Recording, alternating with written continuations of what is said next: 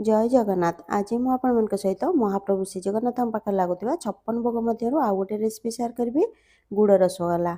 मंदिर तो महाप्रभु महिमार बनी थाए सेमती स्वाद और बास्ना तो आम घरे आनीपारानी खाली गोटे चेष्टा ही कर किंतु नॉर्मली रसगोला बनला जो सब असुविधा होता है जमीक कि टाण बन जाए चपटा बन थाए केत मीठा कम लगे तो केत क्राक आसी जाए बहुत सारा और भल भाव फुलेनी रसगोला से सब जिन प्रथम थर केमती ठीक करके पूरा बन पारे रेसिपी मुझे शेयर करी भिडियो को पूरा देखा अनुरोध रहा। नमस्कार मु अपू कुकुत पड़िया चैनल आप समस्त को बहुत बहुत स्वागत। चलते स्टार्ट करवा आज रेसिपी। प्रथम गोटे पैन में देदेबा गोटे कप गुड़ मु पाउडर गुड़ नहीं आप जेकोसी गुड़ नहीं पारे ये आ मेजरिंग कप नथिले गोटे मीडियम साइज गिनारे गोटे गिना गुड़ नहीं पारे जो कप कि गिनारे गुड़ मापिकी नेबा से कप कि गिनारे मापिकी गोटे गिना ये पानी देदेबा आउ हाई फ्लेम रे 3-4 मिनिट पर्यंत भल भाव को फुटे नेबा लगातार गोलौथिबा नले तळु लागिजिवो। एथिरे देखंतु जो फेण देखा होची ऊपर ताकू बाहर करनेबा नले रसगोला कला देखाजिवो।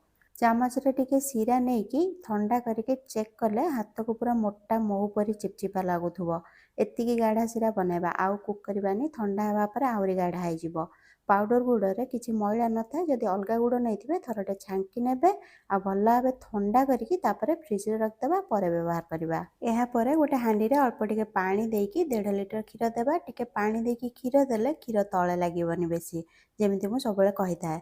एठी मु 3 पैकेट टोन्ड मिल्क नहीं जो ओमफेड रो किंबा मिल्की मोर क्षीर मिलुची हमर मार्केट रे से क्षीर एठी आपण चाहिले फुल क्रीम क्षीर नहीं पारे जेमति कि अमूल गोल्ड घर को आसुवा कच्चा गाई क्षीर भी आप नहीं पारे किंतु ध्यान रखिए क्षीर बेसी पतला है नथिबो गाढ़ा क्षीर दरकार नले छेना कम बाहर रसगोला कम बनिबो।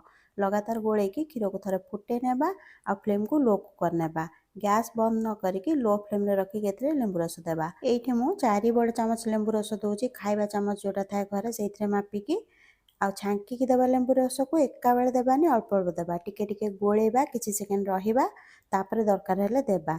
क्षीर उपर पूरा डिपेंड करछि केते लेंबू रस लागिबो टिके कम बेसी भी आपन को लागि पारे। लेंबू रस बदल रे आपन विनेगार किंबा छेना पानी भी छेना छिड़े पारिबे। देखंतु छेना और पानी अलग हवा को लागिलानी एबे गैस बंद करी संगे संगे किछि ठंडा पानी किंबा बरफ खंडे देकी मिसे नेबा। एमिति कले छेना टिके ठंडा हे जिवो आ यार कुकिंग प्रोसेस रहि जिवो नहले छेना को छांकीबा प्रोसेस करबा भितर छेना गरम पानी रही के आउ टिके टाण हो जिवो आ रसगोला टाण आ कम स्पंजी बनिबो। या पर संगे संगे ठंडा पानी भल भाव धोई नेबा एथिरे थिबा लेंबू रसर बास्ना और खटा अंश बाहर जिवो भल भाव थरटे चिपुट नेबा एमती देखंतु ड्रप ड्रप होके पानी पड़िया जाए चिपुड़ीबा।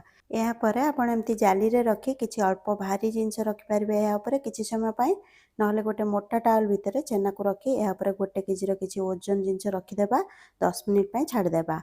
आ छेना पानी बहुत न्यूट्रिशियस थाए आपण मन तो जानि थिबे यार व्यवहार केमते करि हेबो प्लीज कमेंट करिवे। 10 मिनिट पर छेना को चेक कर नेबा मझिर अल्प छेना नेबा और चक्कटी की भल भाव एमती बॉल बने की देखिबा। देखो बॉल बनूची हाथ रे छेना लागुनी माने एतरे पानी बेसी नाही जेती रहबा कथा अछि आ जदि एमती हाथ लगे की चेक करिवे एतरे भी टिके टिके पानी देखंतु हाथ रे लागुची कैमरा रे जणा पडुनी एमती लागुथिबा दरकार ता माने बेसी सुखिला नाही छेना हमर माने हमको छेना एमिति दरकार कि ना बेसी पानी थिबो ना कम पानी थिबो। जदि छेनार अधिक पानी रहइबो ताले रसगोला फाटिबो आ सेतरे बेसी क्राक आसीबो आ जदि कम पानी थिबो ताले रसगोला टाण बनिबो भल फुलिबनी। छेना को थाली को बाहर करके 4-5 मिनिट भल भाव चकटी नेबा जदि बेसी सुखिला लागुथाय टिके छेना पानी देकी चकटी पारिबे आ हाथ लागी जाउतले आ किछि समय कपड़ा रखिकी टावल भीतर रखि पारिबे।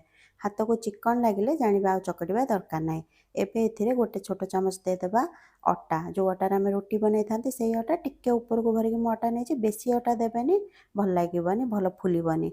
मैदा भी दे पारे आप मंदिर में तो मैदा व्यवहार हुए से मुझे आ बिना अटा कि मैदार भी आप बन पारे खाली छेनार भी बनी पार हेले बेले बेले कौन हो कि रसगोला फाटी जाए था बेसी पानी रही जाइए जदि अटा देते आपंकर गोटे बाइंडिंग आसो फाटबनी आ नरम बन बेसी क्राक ए देखाजीवनी जो सीझब आ खाइला बेले ना चोबेला पर लगे पूरा नरम नरम लगे।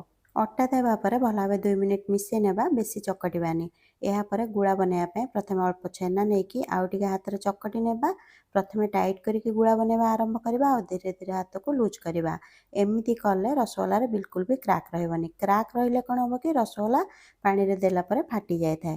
साइज आपण निज हिसाब से छोट बड़ करें। एतिकी छेनारू मु 14टी गुड़ा बनई आप चाहिए 12टी भी गुड़ा बन पारे। एहापर गोटे मोटा और टिके बड़ा हांडी नेबा एथिरे देबा गोटे कप गुड़ जेतिके आमे वीडियोर आरंभ रे नेइथिले गुड़ या सहित देबा 7 कप पानी सेई कप रे मापिके जो कप रे आमे गुड़ मापिले कप नथिले गोटे मीडियम साइज रो गिनारे मापिके आपण नै पारिबे। हाई फ्लेम रे गोळेकी गुड़ को भला भाबे मेल्ट करनेबा आ घोड़ेकी गोटे थर फुटी आसीबा जाय अपेक्षा करबा।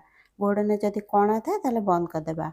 पानी फुटिले ऊपर आसुथिबा फेण को बाहर करनेबा आ 2-3 टी लवंग आ 2 टी छोट साइज रो बड़ बा कला गुजराती जोड़ा कहितांती अलैच भी कहितांती बहुत लोक ताकू दरदरा गुंड करके एथिरे दे देबा। आपण चाहिले या बदल रे 3-4 टी छोट गुजराती भी दे पारिबे। मंदिर रे बड़ गुजराती रो व्यवहार होता है। एहा सहित 2-3 चमच छेना पानी एथिरे दे देबा। एहा द्वारा पानी रे बहुत सारा फेण आसीबो और रसगोला दुई पटु समान भाबे सिझिबो। रसगोला को आउ थरे टिके गोल करनेबा कहीं किसी समय रखिदेबा परे गोटे पटु चपटा हो जाए था गोटे गोटे करके या पानी रे देबा प्रति थर घोड़े नेबा एकाल सबु देबानी कहीं पानी रे टेम्परेचर कमी जिवो आ पानी फुटिबा बंद हो जिवो। एमिति हेले रसगोला भल फुलिबनी। सबु गुड़ा देबा परे टाइम देखिकी 15 मिनिट रखिबा हाई फ्लेम रे गोळेबानी किंबा ढांकुणी बाहर करके चेक करबानी। 15 मिनिट पर देखंतु रसगोला भल भाबे फुली गलानी। हल्का हाथ थरटे भल भाबे उल्टे नेबा आ मीडियम फ्लेम रे 10 मिनिट पर्यंत याको कुक करबा। दरकार हेले आपण एथिरे गरम पानी दे पारिबे फुटुथिबा गरम पानी जदि पानी सुखी जाए नॉर्मली दरकार पड़ेनी। टोटाल 25 मिनिट रे भल भाबे सिझी जाए थाए। जदि डाउट थाए रसगोला सिझिछि ना नाई ताले आपण गोटे गिनारे पानी नेकी गोटे रसगोला आनिके एथिरे पकेइकी देखिबे जदि बुड़ी जाउछि ता माने भल भाबे सिझी जाइछि। जदि भासुथिबो ताले आ 5-7 मिनिट कुक करि पारिबे। स्टार्टिंग रे जो सीरा आमे बनेकी फ्रिज रे रखथिले देखंतु ठंडा हेबा परे केते गाढ़ा हो जाइछि। गोटे बोल को ट्रांसफर करनेबा एई स्टेप को आपण आगरु करिके रखिबे गैस बंद करबा पूर्वरु। गैस बंद करिबा परे सांगे सांगे गरम गरम रसगोला को गरम सीरा सहित गोटे गोटे बाहर करिके एथिरे दे देबा। एमती कले कण हबो कि रसगोला जल्दी ठंडा हो जिवो आ चपटा बनिबनी। हांडी रे कम सीरा अछि सेथिरे जदि आपण छाडी देबे गरम रसगोला को ताले भी चपटा बनि जिवो कारण ठंडा हल्ला बेले रसगोला जो शेप रे थिबो सेई शेप रे रहि जिवो। सेथि लागि सीरा टिके अधिक दरकार आ एक्स्ट्रा सीरा पई मिठा भी ठीक लागिबो कम मिठा लागिबोनी। कम से कम 8-10 घंटा याको रेस्ट देकी जदि खाइबे बेसी भल लागिबो। आ गुड़ रसगोला जेहेतु गोटे दिन पर यार कलर टिके चेंज हो जाए टिके कला देखा जाए। आशा करिबे रेसिपी आपको भल लागिथिबो। भूल त्रुटि थिले क्षमा करिबे। मंदिर पर तो मु बने पारिबिनी खाली गोटे चेष्टा ही करिछि। रेसिपी विषय निजर मतामत देबा सहित लाइक शेयर और सब्सक्राइब करिया भूलिबानी। पुଣି ଦେଖାବା गोटे नुआ रेसिपी रे। से पर्यंत खुशी रुहंतु हेल्दी रुहंतु सेफ रुहंतु।